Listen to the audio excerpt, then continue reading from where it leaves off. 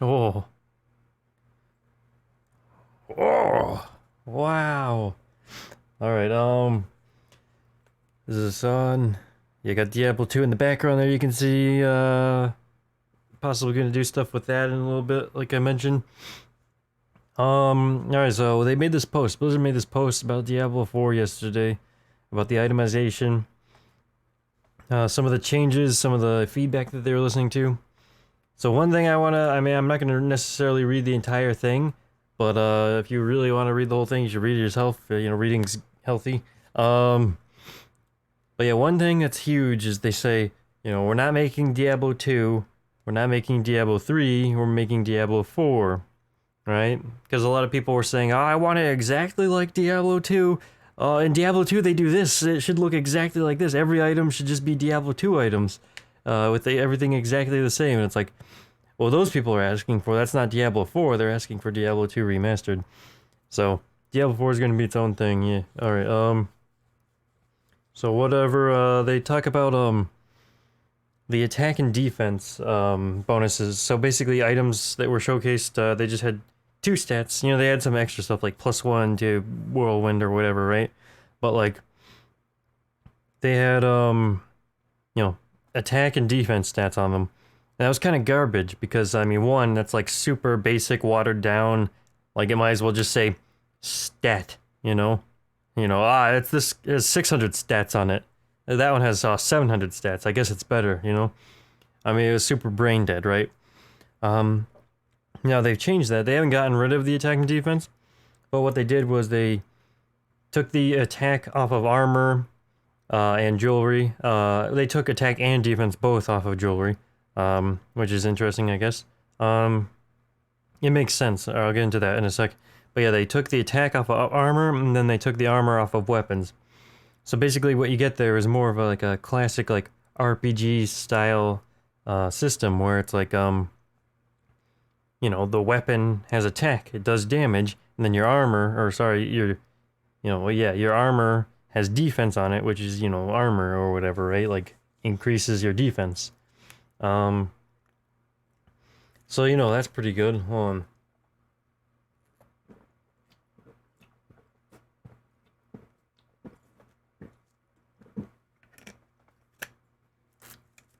I tried to do that as far away from the mic as I could.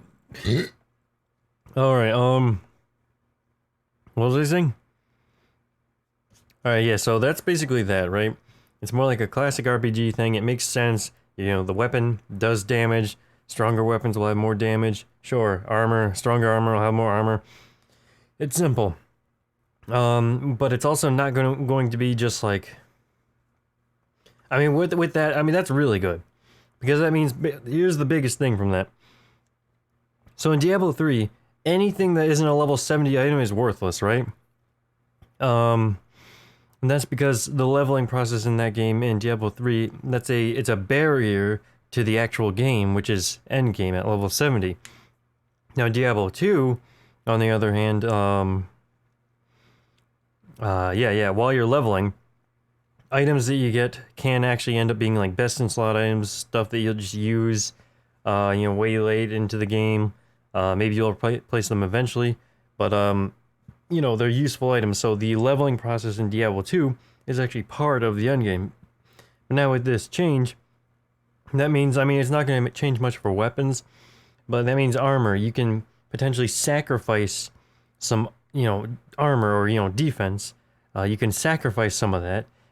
Where a lower level item, like let's say the cap is just, let's say 60 in Diablo 4. Maybe you have a level 45 or a 50 item, you know, armor piece. It's got the right stats, affixes and stuff that you like, you know, it's got all that stuff on it. But I mean, this is just an assumption. Maybe Blizzard, for whatever reason, hates this concept of, you know, more than just the end game, like max level stuff mattering. But you know, you sacrifice a little bit of armor, and then you get all those stats you want. You know, boom. That makes the process while leveling up relevant. Um, like instead of that just being a barrier or blockade, you know, it's just like, all right, let's get through the leveling and then let's get to the game and start gearing my guy. It's like, oh, I got this thing while I was level 50. you know, and it's actually like a really good item. I can use this at, 60 here. It's a really, really good item, strong item. Yeah, you'd replace it eventually with, a level 60 equivalent, but like still, like, for that time, it's good. Because in Diablo 3, of course, while you're leveling up, I mean, everything's worthless ahead of, the level 70 legendaries. And, more specifically, the sets. Um, so that's good. That's a good change, right? Assuming that they aren't going to be. So here's the other thing. It's working right, yeah. So the affixes, they added 3 new ones. I mean, they aren't really. It's kind of like it's just a system. It's not really. They aren't really affixes. I mean, they are, but it's more. It's just a system where like you've got angelic power, demonic power, and ancestral power. The angelic power increases the duration of beneficial effects like self buffs or healing. So that's really cool. It's thematic. It's like you can be like. Okay, so there's this set in Diablo 3 that I use the Roland set way long ago before it even became popular. I made the like basically like the best iteration of the sweep build. And I mean, I'm not going to take credit for creating the build. I mean, I'm sure other people thought of it too, and then it popularized itself, right? Because it was kind of, easy to figure out. But basically, the whole thing with that build that I was working towards is, basically being invincible. Like at the time, I could stand in anything. I'd just be sweeping like a fucking idiot, and I'd be invincible, right? So something like angelic power, if I had a build like that where I'm trying to just stay alive, heal myself, keep my health going up, this would actually be really cool for that, so I like that, that's cool. Demonic power increases the duration of all negative effects like debuffs or damage over time. I don't know if that one's like really, I mean, it says like debuffs or damage over time, so obviously there's going to be more things that it affects, but it doesn't really matter if your dots last longer, because in a game like Diablo, you can just reapply them when they fall off. So if it's like, if you got rend on a target and normally it lasts for 30 seconds, but now it lasts for 40 seconds, it doesn't really matter. I mean, you're probably not going to wait for the whole duration anyways. You're probably going to redo it like every 20 seconds just to be safe. Because, you're not seeing it with a stopwatch. So I don't know if demonic power is really that crazy. But it depends on how the game plays. Like maybe you can't just constantly reapply debuffs and everything, because that's just how you play. You curse them if you're a necromancer. You use your curse. You do stuff. You curse again. Just because why not? Just make sure it's always up. So I don't know if that's really that useful. Ancestral power, which increases the chance of on-hit effects, aka proc chance. So that's kind of huge. I feel like that's going to be a little overpowered, honestly. It might actually need a little balancing, maybe a little bit of a redesign. Because basically that's going to be just, for the most part, I mean, it depends on, like, not every build is going to have procs, right? But for the ones that do have procs, it's just like, you're just going to have ancestral power. Now, also, it does seem with what they say that you're going to basically stack, like, one thing, like angelic power or ancestral power or demonic power. Maybe you can have a mix of 2, but it doesn't seem like you're going to max out on all of them.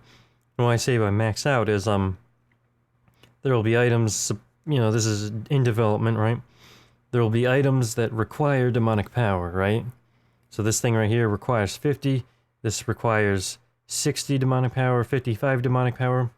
So I don't know how much, I mean, obviously right here it says 15, right? So I don't know how much the average item will have. Like maybe it's 15, 20. And then I don't know what the average cost or, requirement is going to be. So what I mean by that is I don't know if there's going to be space for having 2 things. Like maybe you can't have 50 angelic power and 50 ancestral. Maybe it's either or, I hope that's not the case, because that's actually going to be really constricting with how you design your characters. Because really, I mean, if you're using procs, you just go for this. If you're trying to stay alive with no procs, then you just go for that. It's like, I think it would be cooler if you could have a mixture of both, and I hope you can. We'll have to see, right? I mean, we don't know how that's gonna, work out exactly, because it's early in development stuff, right? I mean, this game's like 3 years away from coming out, which is like insane. Probably more. Oh, jeez. So there's each of these 3 powers. Yada yada yada. So I mean, here, let's take a look at those items real quick. So as you can see, the amulet has no attack, no defense. So that means you're basically just looking for the, the stuff, the affixes on the item itself. So that's gonna be kind of cool. Yeah, like you'll just, jewelry is gonna be kind of fun. You just wear the best thing you can get. It also makes sense. Why would a necklace or a ring give you defense? It doesn't make sense, right? So then this right here, you got a bunch of defense. Sure, that's basically armor. It's reducing your damage taken. That's what armor does in games. That's really standard. So that's perfect, It doesn't have to say something weird. I mean, defense as a stat, I wouldn't say defense, but armor is a stat in... Actually, is it defense? Let me check real quick. I actually don't even know if it's armor or defense in Diablo 2. It's actually, it's defense in Diablo 2 here. So, yeah. I mean, that's pretty much just, nothing anyone can complain about. I mean, it's really just standard stuff, right? And obviously, for whatever reason, they didn't show a weapon here. So I don't know why that is. I feel like, I don't know, they should have. If the weapons will work the same way with angelic power and all that stuff. But yeah, hopefully hopefully this design isn't going to be constricting. Like, it's like you get an item like this, if you don't have demonic power, it's a piece of shit, right? Actually, no, look at that. This one right here requires ancestral power. So, I don't know. And then that one's angelic power. So I guess what you do here is, their philosophy is you get an item, and it's kind of like the item itself is like it's like a spec, kind of. It's like you can spec into this, or you can spec into that with this individual item, So I guess that's kind of okay, right? It does seem like maybe a little constricting, but I guess it's fine, right? Like, I'm sure it'll be fun and interesting when it comes out and everything. I already mentioned the attack and defense changes. Ancient legendary replacement. So I didn't even know the ancients were going to be in Diablo 4. I must have missed that. I'm assuming, because when I actually saw someone talk about this, I was like, oh yeah, good. They're getting rid of those, items. But I was thinking of the mythic items that they were proposing for Diablo 4, and I can get into why I don't really think those are great. I'll just do that right now. So the mythic items in Diablo 4, the way they're proposed, it's like there's this one item that you can wear, and it's like the best item, right? It's got all the stats, it's got everything, and a million affixes. It does something crazy that changes you. I feel like those are almost too good, right? In the way that in Legion, the World of Warcraft expansion, you have these things called Legion Legendaries, and it's like if you did not have a Legion Legendary, you couldn't play. You didn't meet the basic bare minimum requirement to even like raid or something, right? Because they were so strong and so easy to get or whatever. I wouldn't say easy to get, they were kind of a pain in the ass to get actually at first. But it was just something that like every character could get on their own, and if you didn't have it, you didn't have like a complete like character. Your character power would have been too weak. So that's kind of like what those mythic amulets would be like. But whatever. I mean, maybe those will be fine. But yeah, the ancients. I didn't even know they're adding ancients. I'm glad they're just getting rid of them, because as you can see here, we are going to remove ancient legendaries from the game in the current form entirely. So that's good. I don't understand why they were going to even add ancients. It's like the worst part of Diablo 3 is like, oh, the item dropped I needed. Oh, it's not ancient, so let's just destroy it. It's worthless, right? It's Titan forging in World of Warcraft. Everyone hates it. No one's ever liked it except for the developers, So I'm just gonna read this one out. Our newest proposal hits a couple different feedback points, addressing the usefulness of rare, yellow, items, as well as increasing the depth and complexity of player choice. Wow, player gear. It's like one sentence. I can't even read it. Complexity of player gear choices in the endgame. So basically what they're saying there is, um, they, it's not going to just, so originally, David Kim was saying, I'm not, he was saying, it's all going to be about the legendaries, right? Your character is going to be wearing a legendary helmet, a legendary amulet, legendary chest piece, legendary everything, right? Basically Diablo 3, right? And people were kind of saying like, why? Why has it got to be like that, right? I mean, legendaries are really cool. I like them. I will probably wear nothing but legendaries just because I really like them. Like I played Path of Exile, and that's all I had was like, I don't know what they're called in that game, but because every game's got to have a different name for them. Um, but yeah, like I like them because they're just cool, they're fun, they're simple, you know. Whereas like the rare whatever. I'm not gonna get into Path of Exile. Um, so basically, what this means is you'll be able to wear like yellow items, and they'll actually be good. You can actually use them, sort of like I don't know Diablo 2 or Diablo 3, like when it first launched, right? Like yellow, rare amulets were huge. Rings too, I think, and then gloves, because they just had the stats you needed, which was crit chance, crit damage, and then maybe attack speed. Um, yeah. So it'll kind of be like that, but it won't be that shallow. It'll be like this. Go back up here. Where these items are clearly good items, right? Like this gives you 2 ranks to char to ash, and then 25% fire resistance. That's really nice. Crushing blow. That's really nice. Cold resistance, 1 rank to devastation. These are all really nice things, right?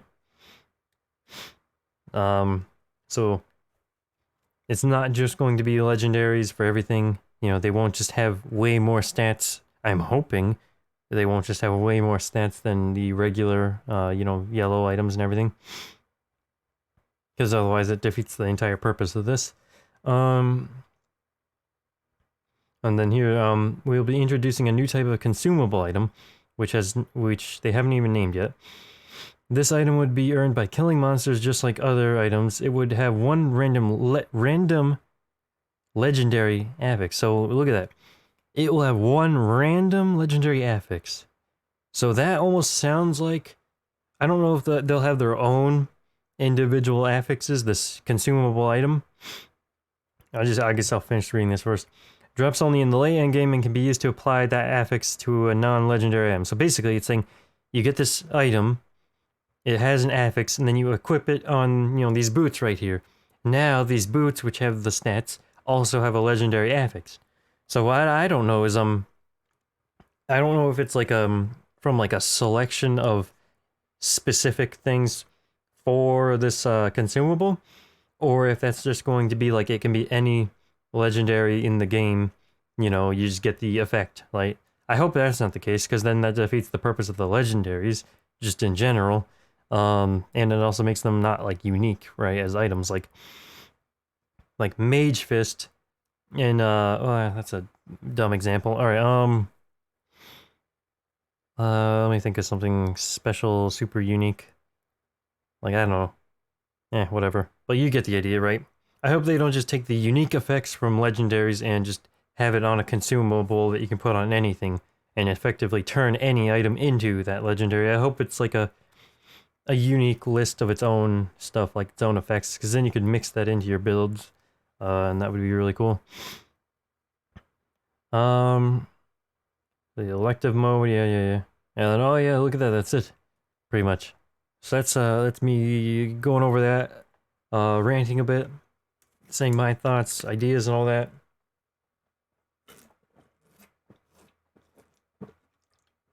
Drinking that. Yeah. So it's pretty much, it's looking good, because originally it was just legendaries, just attack and defense on everything. Not just, I mean, it would have had, movement speed, like, plus whatever, plus 2 ranks of whatever, right, but now it's actually kind of interesting, because a lot of these things, like originally, like an amulet that they showcased would have had 15 crit chance, 2 ranks to Char to Ash, and, you know, 10% crushing blow chance, right? And that would have just been the amulet, whereas now some of it's locked behind the power, the specific power affix.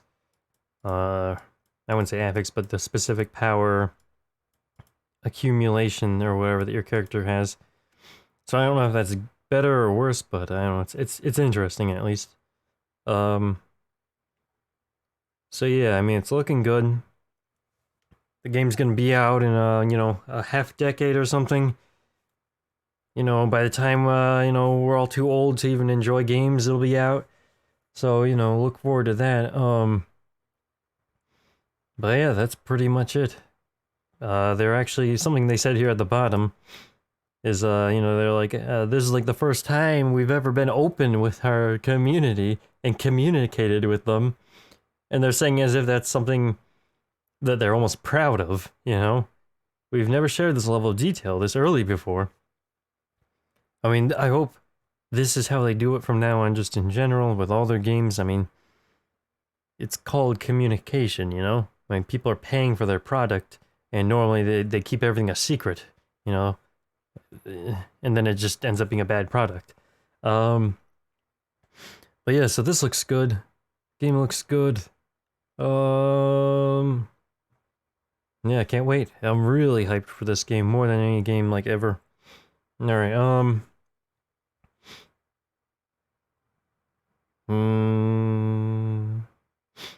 yeah. So it's going to be a lot more diverse than Diablo 3, just at the very minimum. I could make another video going into like something like the story potential. Like how now we know that that pale guy in the trailer was Rathma. So that's like a huge thing. Yeah. So yeah, look forward to this. More news or whatever, and I'll talk about that, I guess. I'm looking over here because there's a button I have to press to stop recording. Alright.